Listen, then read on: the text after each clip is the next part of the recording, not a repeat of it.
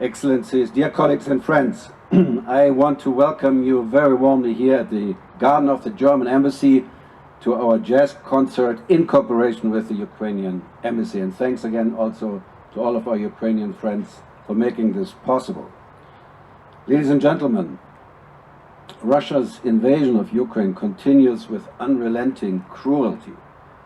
It brought immeasurable suffering to the people of Ukraine, from the bombing of the theater in Mariupol to the destruction of countless libraries, museums, places of worship. Russia also wages war against Ukraine's identity. And with tonight's event, we remember the targeted attacks on Ukrainian culture, history and language, and we want to celebrate Ukraine's musical traditions and heritage with a small performance today.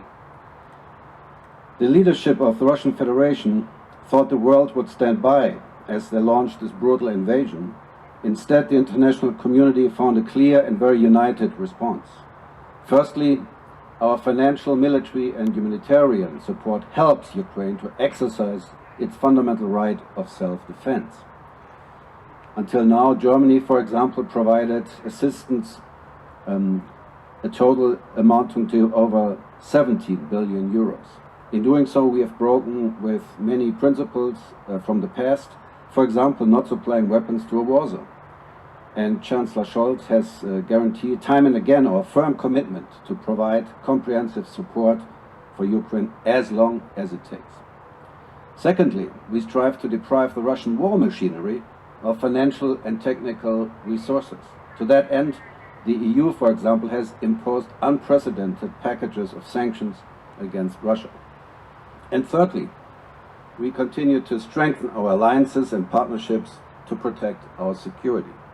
This also means working towards a Europe that is more capable of taking action as a geopolitical actor. Of course, we, and first and foremost, the Ukrainian people, want a quick end to this terrible war. But we must be clear that the Russian Federation could end this war any minute. And we also must be clear that there can be no peace at the price of Ukrainian independence, freedom of its people, and the destruction of the international order. To our regret, we see no signs that Russia has a serious interest in ending the war. Instead, we see more aggressions and provocations. Once more, Russia threatens, for example, to end the Black Sea grain initiative using hunger as a weapon.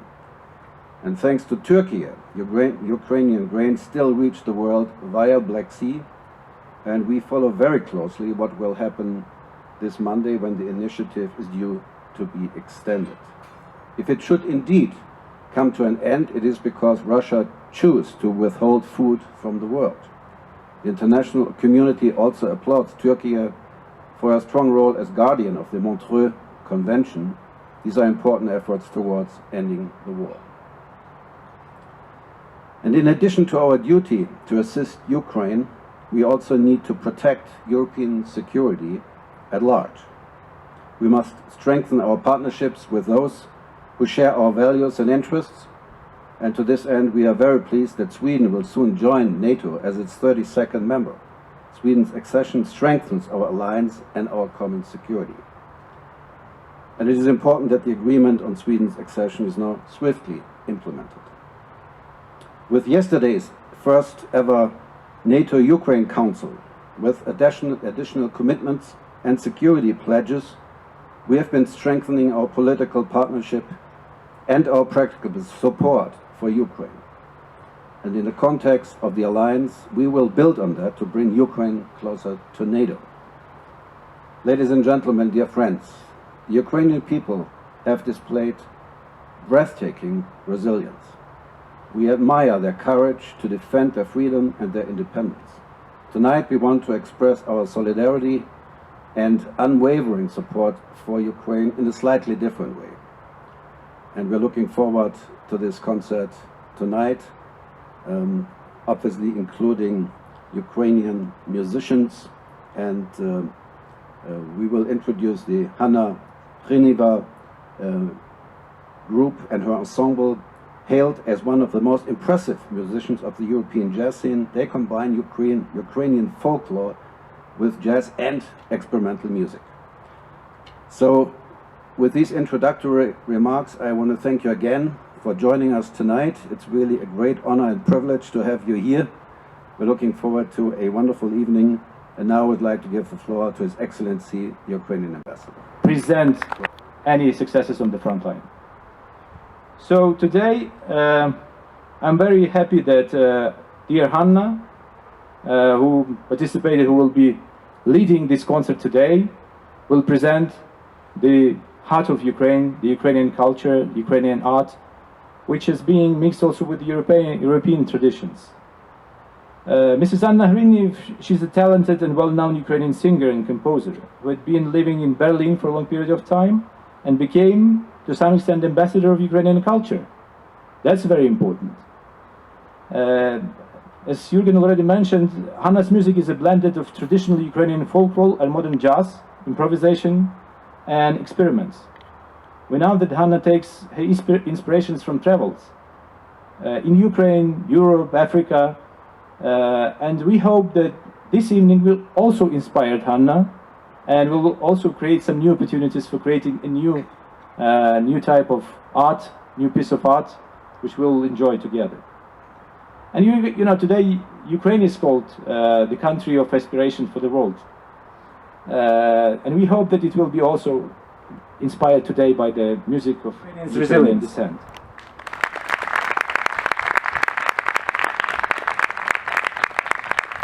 And also I would like to ask for your strong applause for Jürgen, for Sheila, and for all embassy staff of Germany, which not also organized this event, but also have been helpful for a long period of this terrible war, by supporting us, by sending supplies to Ukrainian orphans who are here in Ankara and in Antalya, and for all their deeds in support of our good and very close relationship. Thank you very much.